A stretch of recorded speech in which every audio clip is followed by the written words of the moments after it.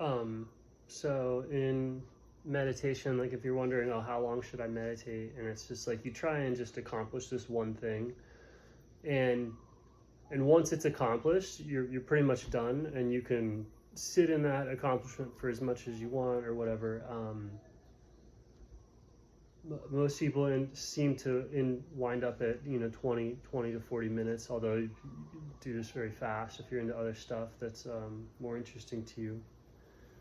But what you're doing is just you're centering in the water of the body, and so that's just slight little adjustments of the breath and of the being, so it's like centered right in the middle of the water of the body, and then also um, letting the water calm itself as much as possible. So that's going to be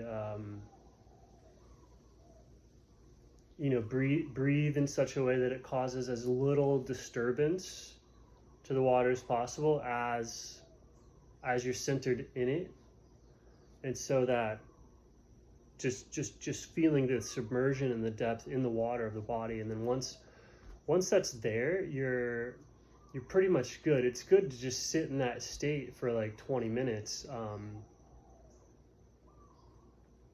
and kind of memorize it, and it's always there. Like once you can physically or tangibly sort of I'm sweating, see the mind or see the consciousness as water, as it's literally water.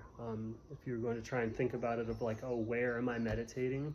Right here, where? In the water of the body. And so it's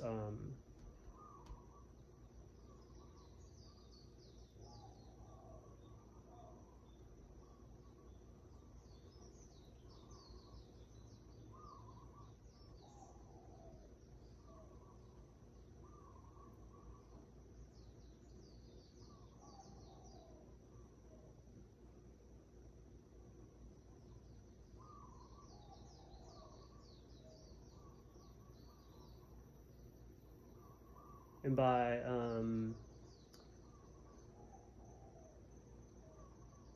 some people view this as like holding the breath or slowing the breath, but like not at the level of the air, but at the level of the cellular cycle. If you restrain yourself, so like if you pull the oxygen out of the blood, that will pull you or ground you or center you or sink you into the body water.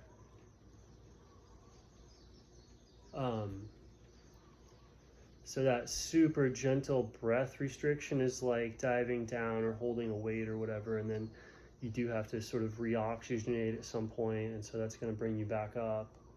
And then ultimately it's like noticing that effect of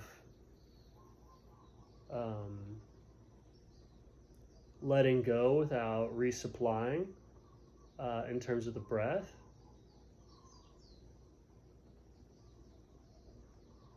That will drop you, center you in this place, but it's also simultaneously like uncomfortable. It's unpleasant, or it's like slightly suffocating. So it's you can just do it a little bit or a lot. Like a little bit sinks you fully into it, so that your breath is floating in the awareness. Or you can do it a lot and dive way down deep into it. And eventually you get far enough into it that you no longer can really see the surface, and then that's when see other things.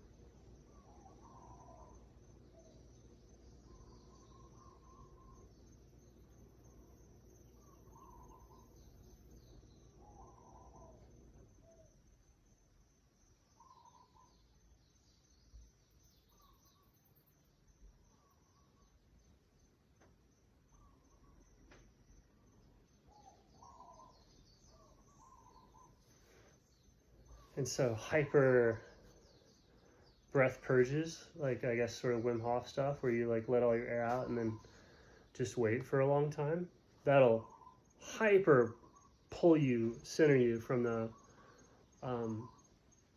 blood shifting its magnetism so much, basically. I mean, a lot of different things, but so if you combine just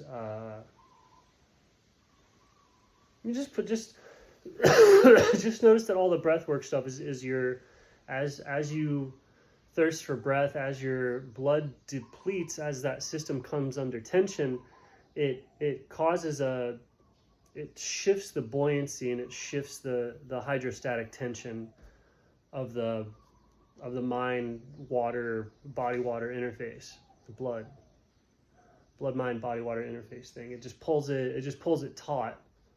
And so you can use that extra tension to have some more control over it, to like get it in. And if you do a little bit of that, you don't necessarily have to go as extreme into the crazy deep breath stuff. And then also the crazy deep breath stuff is like, it shouldn't be some mysterious thing. Like, you should be understanding what the breath is doing, and then also see how like, oh, I could go deep. It could go way deep. And yeah, so I never really had anybody like point out like what is going on in meditation. Like, the best thing people would do is to be like, oh, just sit there, and hopefully, you know, they kind of notice. And it is obvious. Like, it is obvious if you sit there and pay attention to your breath, you'll see that it does change its relationship to the nature of your awareness, and you will see that the nature of your awareness has this water effect to it. Like, it behaves, the more, if you study water a ton and how electricity moves through it and things are dissolved and all that, and what water does, you'll see that it's like, whoa, it is right here. And where am I? I'm right here. So where is the thing that's most like mine, that's right here, that's enveloping everything? It's the body water. So it's water is life, you know, that's that whole thing.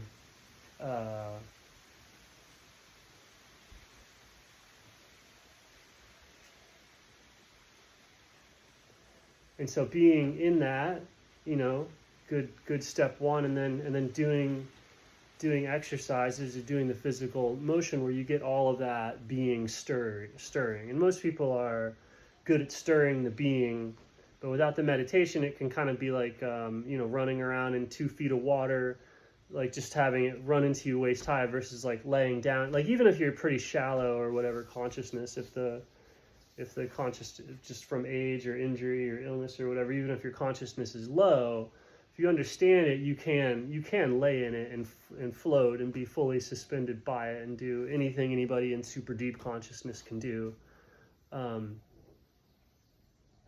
You know, some crazier stuff might be inaccessible. Like, you know, as you get old, you can't surf the craziest stuff anymore, but everyone can kind of do it no matter what.